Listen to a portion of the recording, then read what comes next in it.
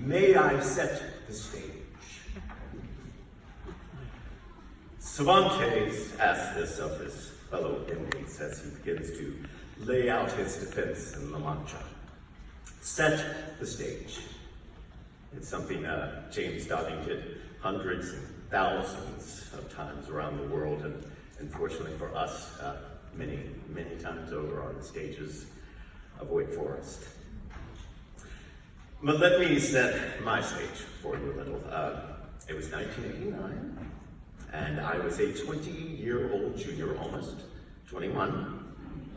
I had done shows with Mr. Dodding both my freshman and sophomore years at GS in A Midsummer Night's Dream, and Sergeant of Police in Pirates of Penzance, which you heard a little of earlier this afternoon. So, I had also informed my parents that I was going to be a theater major, so I was all in at this point.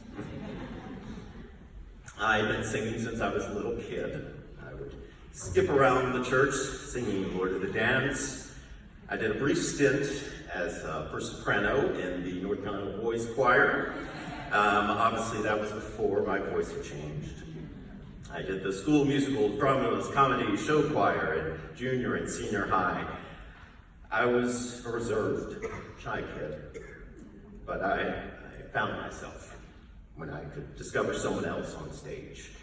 It was an experience many of us have when we find ourselves set on the stage.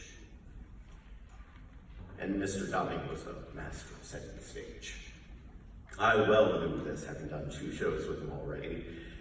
As I said, I was a 20-year-old getting ready to play the literary giant Cervantes, who no one knows at this time, who in turn is portraying the obscure country squire Alonso Quijana, who believes he is the dauntless knight Don Quixote de la Mancha.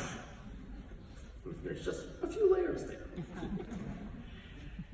And finding that within me was a daunting challenge. But it was James Dodding's gift to see it within you and let you see it within yourself.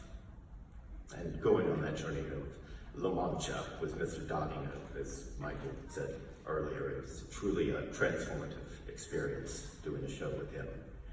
I took that journey with Michael Huey and David Levy and Teresa Radomski.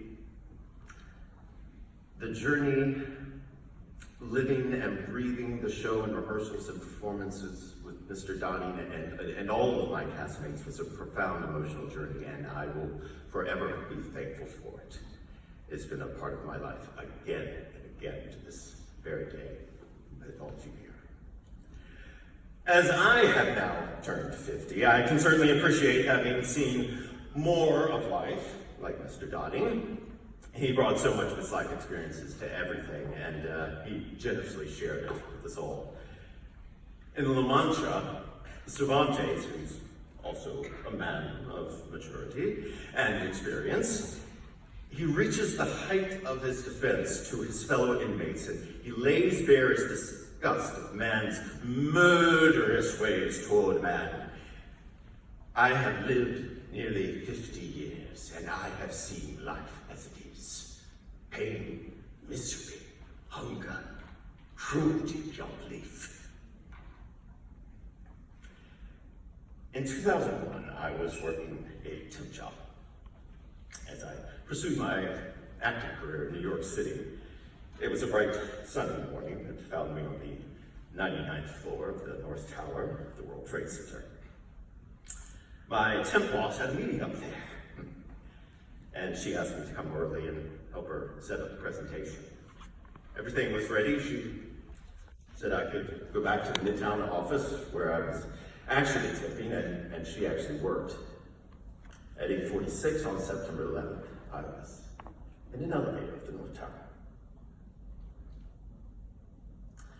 I remained alone in that elevator for 100 minutes, not fully aware of the madness that was around me.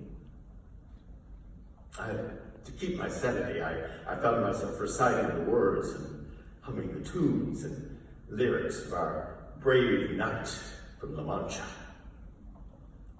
I've been a soldier in see my comrades fall in battle.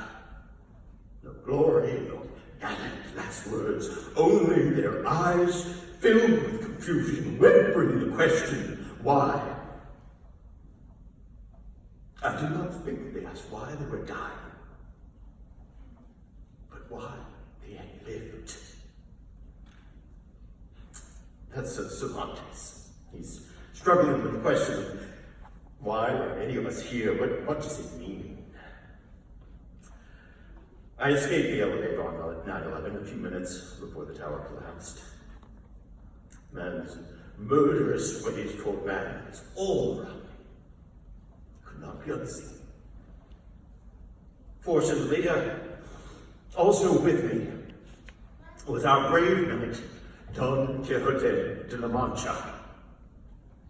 There were windmills to be fought. And Mr. Dodding embodied this. When life itself seems lunatic, who knows where the madness lies? Perhaps too practical this madness, to surrender dreams, this may be madness. To seek treasure where there's only trash, too much sanity may be madness. And maddest of all, to see life as it is, and not as it should be.